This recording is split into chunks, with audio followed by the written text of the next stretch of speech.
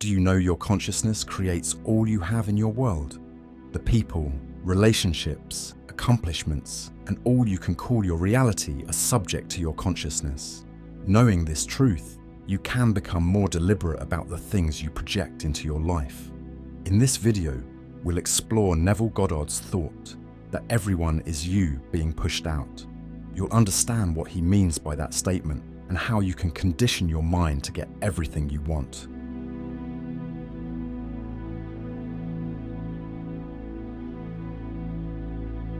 The concept of consciousness is not strange to many people, but only a few know its inherent power.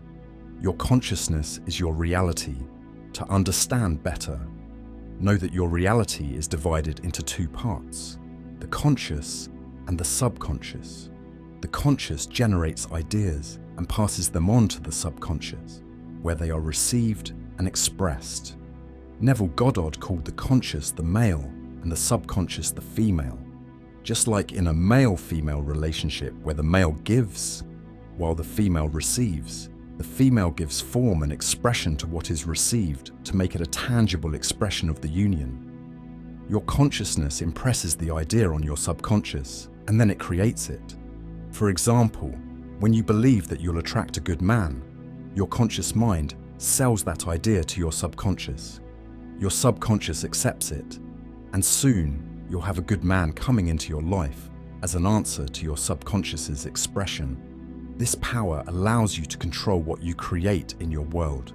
When your conscious impresses it on your subconscious that you're happy, your subconscious expresses that happiness and starts creating scenarios to fortify it.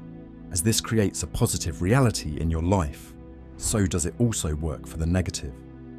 Imagine a scenario where you started a relationship with a good man. Then all of a sudden, your conscious state starts impressing on your subconscious that you'll lose the man.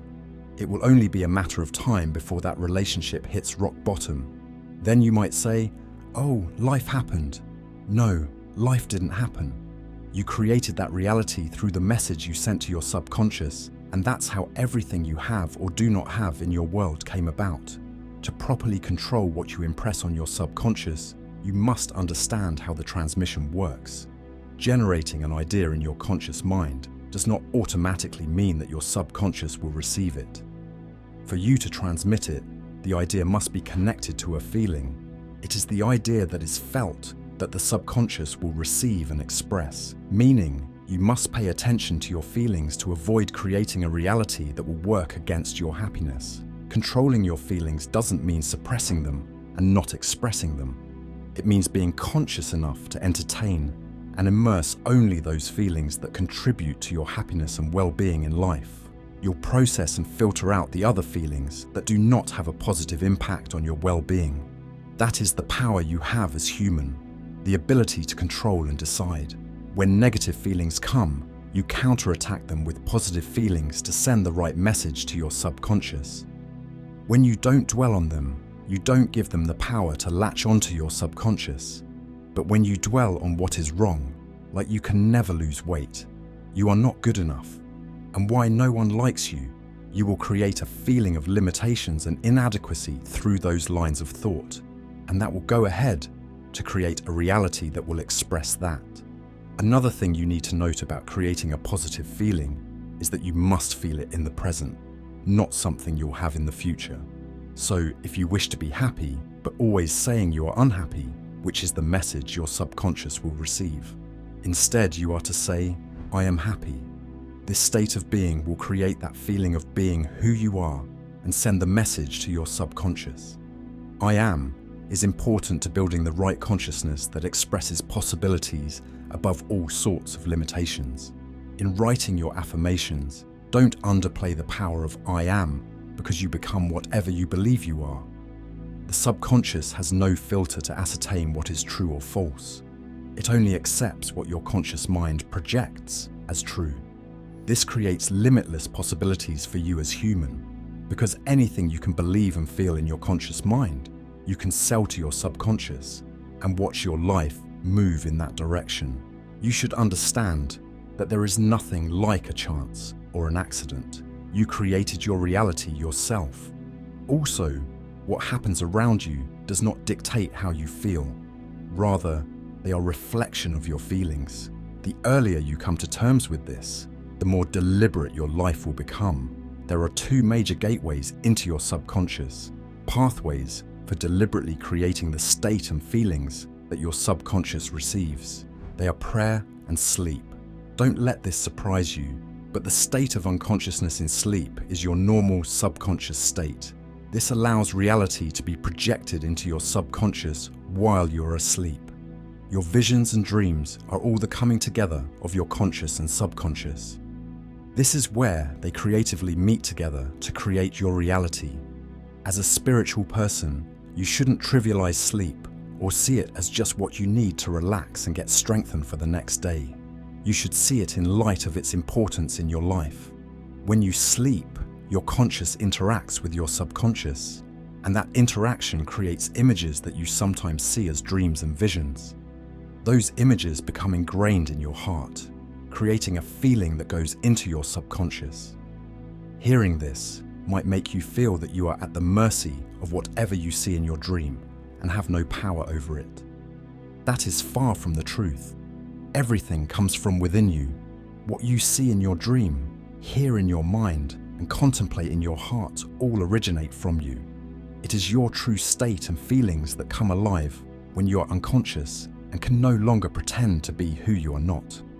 If you truly believe you are a failure and can never do anything right, you might use a bold face while conscious and try to say affirmations that don't translate into feelings. When you sleep, your feelings get accentuated with no censorship, and that's the message your subconscious receives. So, if you truly want to deliberately create a reality, you need to believe it as you drift to sleep. You have to consciously bring yourself to a place of feeling like that reality already exists. When this happens, you project that state into your subconscious as you sleep.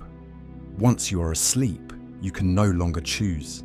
It is what you believe that will come into play. Your subconscious never sleeps. So while the conscious drifts to sleep, the subconscious receives everything it brings and starts working on it. According to Neville Goddard, sleep is the door into heaven. What you take in as a feeling, you bring out as a condition, action, or object in space. So sleep in the feeling of the wish fulfilled. As in consciousness, so on earth, you wonder why it is important to make affirmations right before you go to sleep. Here's the reason. If what you want forms part of your last thoughts and feelings before drifting to sleep, that will continue to play on in your unconscious state, and the subconscious receives it as a message from the subconscious. Instead of worrying at night and recounting all the problems and difficulties you have to deal with, turn things around and say affirmations that will create the feeling of what you want in your conscious state, so that when you get to the unconscious state where you have no choice, and your subconscious has something positive to work with. The second gateway to your subconscious is prayer. Prayer, just like sleep, takes you out of the consciousness of this outer world and launches you into a world of possibilities. When you pray, you are relaxed and receptive, creating a connection for your mind to start conceiving possibilities. Of course, prayer is not just what you utter with your lips. It is a communication from your mind about your desire. Because you believe that you'll have everything you say in prayer, a feeling is created that passes that desire onto your subconscious, creating answers. You know whether your prayer will be answered based on how you feel while praying.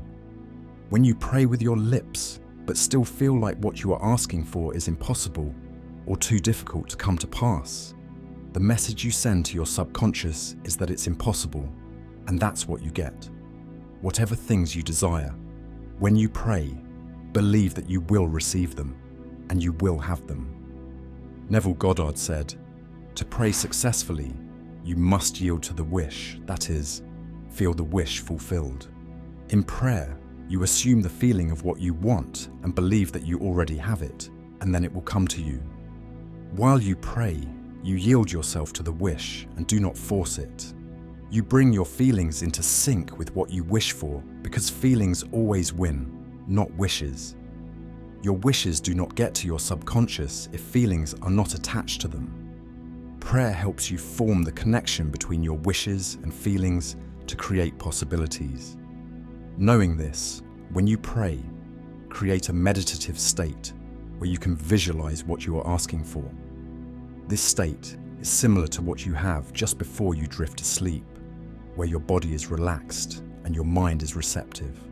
In this passive state, let your mind see yourself in the possibility of your desire. Do you desire to start a family? See yourself and your children enjoying wonderful family time together.